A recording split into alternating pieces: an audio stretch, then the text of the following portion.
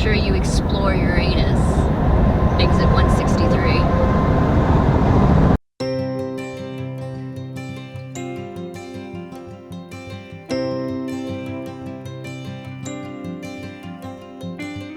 Make sure you stay tuned to the end of this video because we'll show you the resources that we used to plan our trip along Route 66. So one of the things that we're trying to make a conscious effort to do this trip is to kind of slow down and take in the scenery. And if we see something of interest, stop and kind of check it out versus just that, let's get there as fast as we can. And when we saw the Uranus Fudge Factory, oh yeah, you had to do it. You gotta stop. Right, it's right along Route 44, and if you're going on Route 44, you absolutely see it. So we're gonna explore it. Route 66 actually. Yep. So yeah, the Uranus Fudge Factory. And you can see the Airstream parked over there.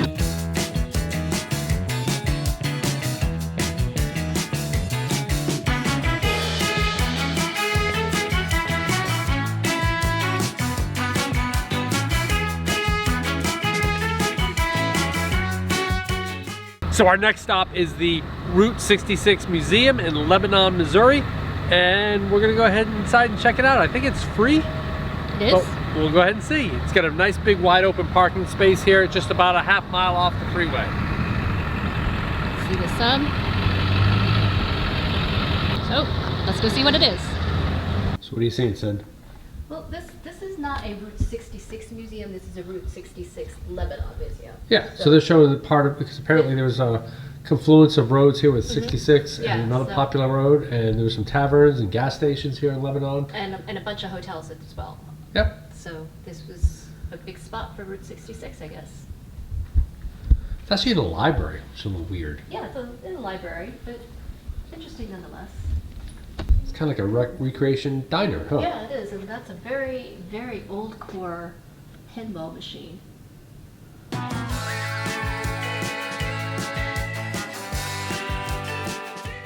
So we're at our final stop for the day as we head to our state park, and this is Marshfield, Missouri, which is the birthplace of Edwin Hubble, who discovered that the universe is expanding through the redshift of light. So the galaxies that are super far away come in red because the light has traveled so far that the wavelength has actually expanded. So this is a 1/4 scale model of the Hubble Space Telescope in his hometown, and we just had to stop by and take a look at it. Whenever we do something like this, I Google Earth to make sure that we had a full place to turn around, and we found a good little place to stop. So yeah, another piece of Americana. Cute little town here in Marshfield, Missouri. Reminds me a little bit of Marceline. It does, it does. So you can see in this mural, the Hubble telescope.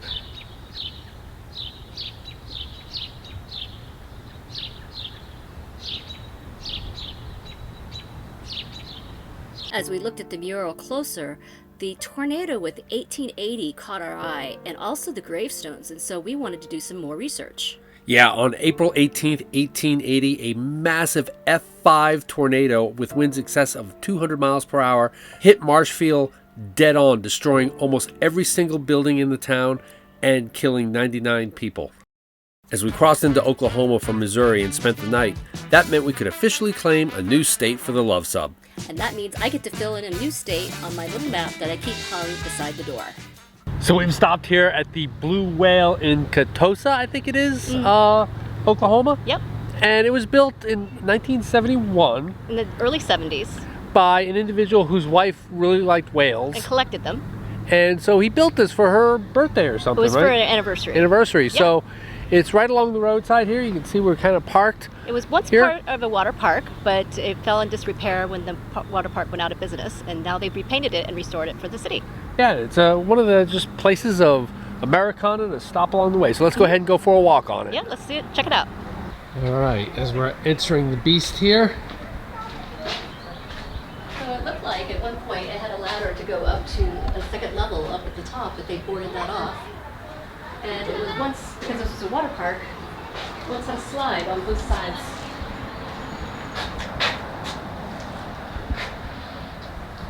And it looks like a way you could get into the water from the side of the rail. Swimming is now prohibited here. Yeah, I'm not sure I'd want to swim in the water anyway.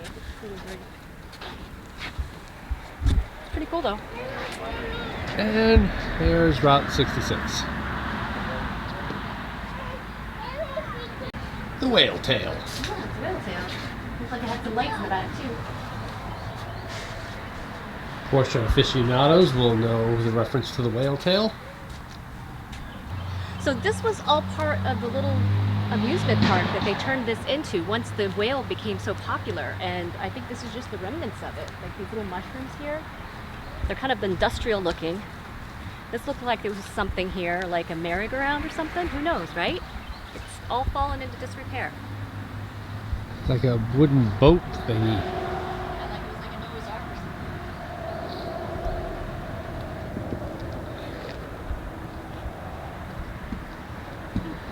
The old Arrowhead trading post.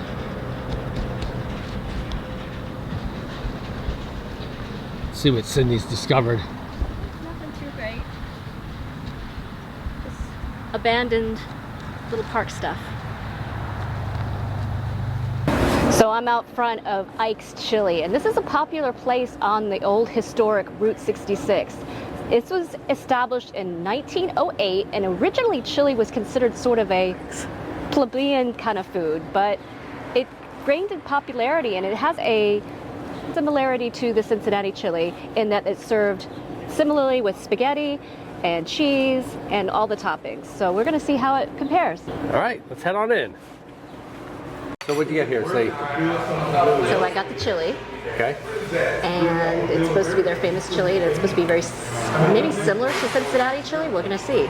It's very minced.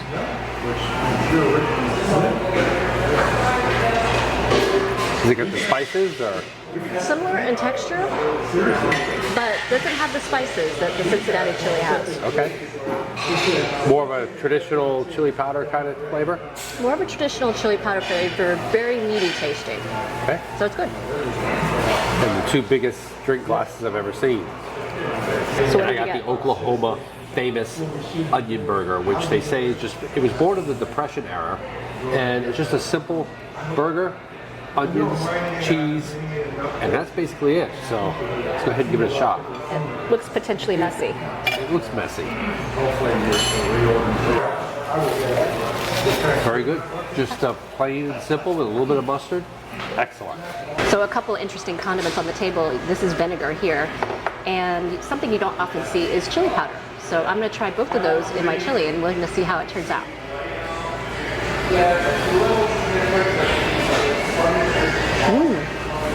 Both of them are very good additions. So one of the things we're kind of having to get used to here is the nice Midwestern people. I mean, we literally had someone come up and thank us for coming to Tulsa. Yes. And hope we have a great time here, and pointed out a couple places to go see. Yep. And they gave us drinks. Free drinks. Take to the road. I mean, Absolutely. Just super nice people here in Yeah, Tulsa. they are. So yeah. We're having a good time. So we're underneath the Meadow Gold sign, which is one of the largest neon signs. We're not sure if it's in Oklahoma, in Tulsa, or in the world, but it's definitely a huge neon sign. It's 30 feet by 30 feet in size. But the cool part is it advertises Beatrice Foods. And for you Airstream folks watching our video, you may know that Beatrice Foods owned Airstream prior to Wade Thompson and Thomas Orthwine taking their names together, Thompson and Orthwine forming Thor, buying Airstream from Beatrice Foods, and then eventually buying every other RV company on the planet. But Airstream was their first. Airstream at the time was their only, and they saved Airstream from being run by a food company that also made orange juice. But this is their tie. This is the Airstream tie to Route 66. So this place has a really interesting story because it's not original to Route 66 except for the gas station part of it. And they actually took this place over and made it into a roadside attraction itself by bringing that guy in from Virginia on a flatbed truck.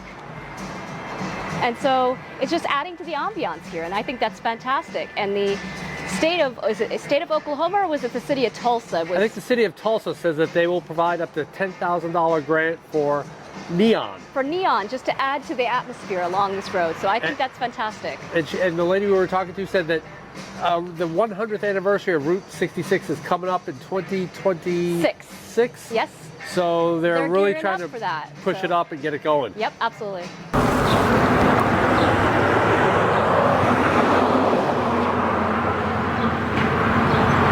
What do you think of the sign, Oh, I love it. I think that's really great. It sort of just conveys everything about Route 66 that's just kind of classic, and I enjoyed the little car there. All the doors over there have a Route 66 shaped number on them. So this is really getting in the spirit of Route 66, and it would be someplace on Route 66 that you could actually stay. So I think this might be the quintessential roadside attraction. Right, you can't come to Tulsa without seeing the Golden Digger. Right. I'm not sure this is on Route 66. I don't think it is. It's not quite on Route 66, but it's very close by. And it used to actually sit inside at some petroleum exposition. And now they've taken it outside. It's at the expo here. But yeah, I mean, it's got Tulsa on the belt buckle. This is quintessential Tulsa. Absolutely. And a roadside attraction and Americana all in and of itself. Yes. And of course, to complete the experience, when you're fueling up the Luv truck, you gotta get gas at Phillips 66, of course. So not all the exits have tolls, but some of them do. And Yeah, so it's best to be aware of that and have some change on hand, because they don't take dollar bills. Yeah, that's the thing, you know, that's the disadvantage with traveling through I-44 then turn left. around Tulsa and Oklahoma, is that it's a toll road, which normally wouldn't be a big deal. At but, the next stop sign, turn left. Yes, I will turn left. But the thing is it's a absolutely archaic system. They don't take Easy Pass. We had to pay with dollar bills at a toll station. And look at this thing! I haven't seen one of these Since New Jersey. since the Garden State Parkway in the late 80s. And you have to throw, at least it's a good use for our stupid coins that we got in Atlanta. But, you know, you have to hit them with your left hand. And actually my sister in New Jersey was actually able to hit those things while still moving forward. Pretty impressive. We are here at Hayburn Park at the Hayburn Lake Corps of Engineers campground. And you guys know how much we talk about Corps of Engineers campgrounds, how much we enjoy them, and think they're the absolute best value, nicest campgrounds really in the US. And this one I would say is super nice, but it's probably, it's not our favorite COE campground on the planet. No, it's got some interesting quirks, I think. Yeah, but you can see here, it's beautiful. We've got a nice little view of our camp, the lake here, or the inlet to the lake. There are some beautiful campgrounds, and you can see one of them here, campsites, and you can see one of them here. It's absolutely beautiful. But I was reading some of the reviews on Campendium, and a lot of people were saying, oh, it's too slopey, I couldn't get level, I couldn't do this. And you can see it's not That's on slopey. level. It's looking good, but I listen to the internet. Well, Unfortunately, you never know how competent some of those people are making the reviews. But so as far as level side to side, it's 2 blocks. Yeah, I mean, it's not and perfect. It's not too slopey front to back, and so it's very adequate. Yeah, the surface here is this nice gravel that works. It's big gravel, which is better than the small gravel. Yep. 'Cause I won't show the surfaces, but they're 30 and 15 amp electric. We're not boosting. Water came in at 144 ppm. But the water connector is in a weird spot. Yeah, it's in this wonky kind of the wrong. You share it with this site here, so somebody's going to get hosed, I guess. And Hosed? right now we got hosed because we had to pull ours over. But here's the thing. People say often, well, do you have a pressure reducer on your faucet? And most people will say, well, your RV has a pressure reducer inside, so you don't need one. And yeah, that's not the case always. So normally what I like to do is to test the water pressure. I'll take my water pressure gauge here, I'll screw a cap onto the end, screw this onto the nozzle, and take the pressure. Okay, and usually if it's 60 or below, sometimes I won't bother putting a pressure reducer on because it does reduce the water flow a little bit. But if it's 60 or above, I definitely will. And look at this one. It blew out my cap. What? The water pressure was so high, it blew off the top of my cap. This is this is the carcass of the actual event that occurred. let's go ahead and take a look at what the pressure actually is. I had to use the metal Y valve. We're going to go ahead and take a look at what the pressure is. So you're just putting your pressure reducer on by itself? Yeah, and so... With a Y valve? Yeah. So let's go ahead and see what this thing reads by turning the water pressure on. Get a good view of that? Just try not to get the... Ooh. Wow. That's over... Is that 100? Yeah, it's over 100. I don't know what the average is. Is that high? That's very high. And the last time we had pressure this high was in Georgia at Lake Toboloscofi State Park. And you can see I had this really wonky water connection that was really gross because it was in the water, but I had to put this extra hose not thinking about the pressure, and that pressure turned out to be 120 psi, which is probably this, because it only goes up to 100. Yeah, it only goes to 100. So that means that that's about as high as it goes. Yeah, but in Toboloscofi it stretched my hose so much that the hose was destroyed. So to answer the question, yes, I put a pressure reducer anytime that goes over 60 because you could damage all your fittings and pressure and everything else. Plus, I know it's actually working. Right. Good. All right. Good advice. Yep. Okay, I don't know about you, but I personally don't need the added verbiage here that says no trespassing. If I see a sign that says sewage lagoon, there is no way I'm trespassing. It could say sewage lagoon and free money, and I still wouldn't trespass. I think sewage lagoon would be more than enough to keep me out. I like this dump station design where the hole is actually down below. That does two things. It'll help you drain, and also by being down low, and also should you have a disconnect, you're not going to spill it everywhere. It's just going to go into that hole. So that's good dump station design here. And then I guess it goes into the aforementioned sewage lagoon. So we're about to get the first weather of really our entire trip, whether it's been towing or not. You know, we left just less than a month ago and we have not had a drop of rain. So we've still got all the yellow pollen and dust and everything for a month. I mean, the yellow pollen from New Hampshire. So yeah, we've been hoping for some rain to get the bugs off the front end cap and get some of this pollen off so that the Airstream doesn't have a yellow hue to it. You can see some rain shafts off our port beam there. I think we're going to get a doozy of the weather though. Yeah. Oop, there was a little lightning there. So we're keeping an eye out for any tornadic activity. Hopefully not. Well, But we'll be right back to you during the storm. All right, so we've hit the major portion of our weather here. I think this will clean the pollen off, don't you? Yeah, You know, on the forums you read a lot, people asking about how you wash your Airstream when you're on the road, how you wash your RV, blah, blah, blah. And yeah, I've shown you before, sometimes if there's a big rainstorm, I'll go out with some biodegradable soap and wash it at the campsite. But for the most part, A, I don't worry about it if it gets dirty. That shows it's being used. And B, this is how we clean it. A good rainstorm will knock all that bugs off, it'll knock off all the pollen and dirt, and I just don't worry about it. Let Mother Nature do the cleaning. Yep. Like it's about to do real heavily right now.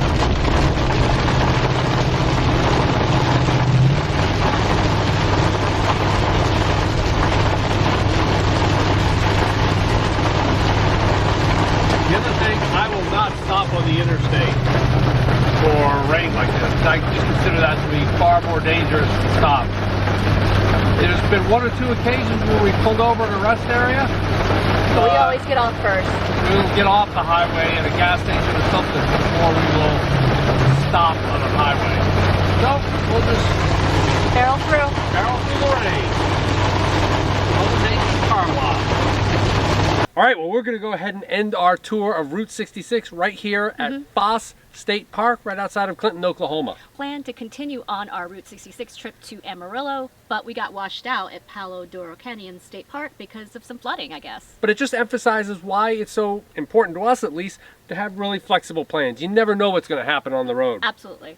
So before we close out this video, let's talk about the resources we used to plan this trip to Route 66. Number one was this book on Route 66 that we got on Amazon. It was recently priced at about $12. Yes. And it has lots and lots of nice pictures and ideas to go here. Yeah, and it's from Road Trippers, which they also have a companion app, which probably a lot of you use. We already had the Road Trippers app. Yep.